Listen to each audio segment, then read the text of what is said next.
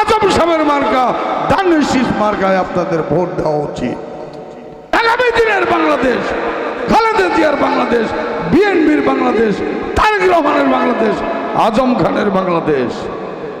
জনগণের দাবির মুখে, ছাত্র জনতার আন্দোলনের মুখে তার দাম্ভিকতা ভেঙে চুরমার করে তিনি চোখের জলে ভাসতে ভাসতে স্বামীর দেশে পলায়ন করেছে। নিজের বিমান, দেশের বিমানেও যাইতে পারে নাই। ওই বন্ধু স্বামীকে বলছিল আমার একটা বিমান দা, তাড়াতাড়ি পার করো।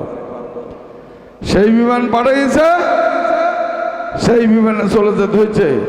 আরেক নেত্রী অসহায়, নিরপরাধ, আপসীন নেত্রী দেশনেত্রী বেগম খালেদা জিয়া, যাকে বিনা কারণে 8টি বছর জেলখানায় নির্মম ভাবে বিনা চিকিৎসায় হত্যা করার ষড়যন্ত্র করেছিল। মাহমুদ আল্লাহ বলে নাই রাখে আল্লাহ মারেকে, তাকে মারতে পারে নাই শত চেষ্টা করেও।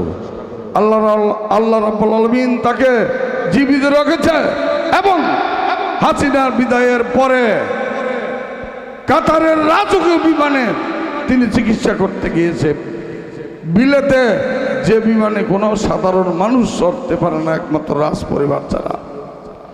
তিনি সেই বিমানে চিকিৎসা করতে গেছে।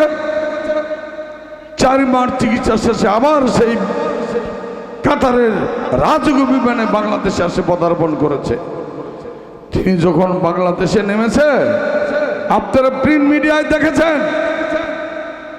ইউটিউবে দেখেছেন, টিভিতে দেখেছেন, ফেসবুকে দেখেছেন, তাকে যে সংবর্ধনা দিয়েছে, তাকে যে গার্ড অব অনার দিয়েছে, এদেশের কোনো রাষ্ট্রপ্রধানকেও সেই পরিমাণ গার্ড অব অনার সম্মাননা দেয় না।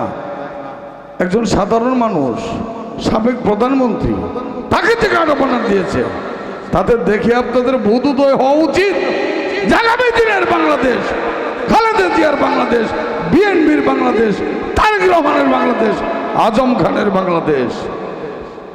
আর দেশের বর্তমান রাষ্ট্রপ্রধান, দেশ পরিচালনা করছে ইউনূস সাহেব।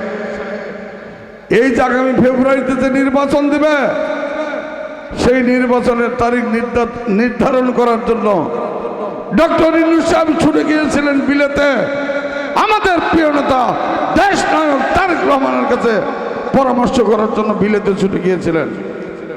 2 নেতা একত্র বসে পরামর্শ করে, আপনারা টিভিতে দেখেছেন, ফেসবুকে দেখেছেন, 2 নেতা একত্র পরামর্শ করে সেখানে সিদ্ধান্ত নিয়েছে ফেব্রুয়ারির মাঝামাঝি নির্বাচন হবে।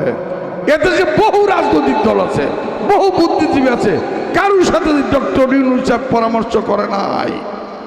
পরামর্শ করতে ছুটে গিয়েছেন বিলেতে ডক্টর নাকি জনাব তারেক রহমানের কাছে।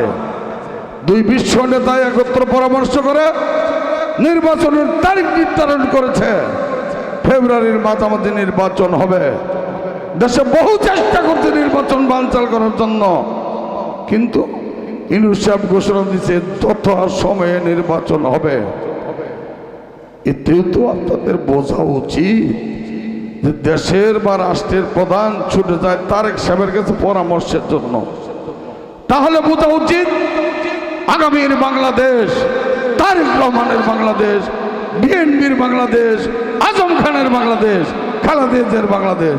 কাজেই আপনাদের সকলে ভোটটা তারেক সাহেবের মার্কা, খালেদা জিয়ার মার্কা, বিএনপির মার্কা, আজম সাহেবের মার্কা, ধানের শীষ মার্কায় আপনাদের ভোট দেওয়া উচিত।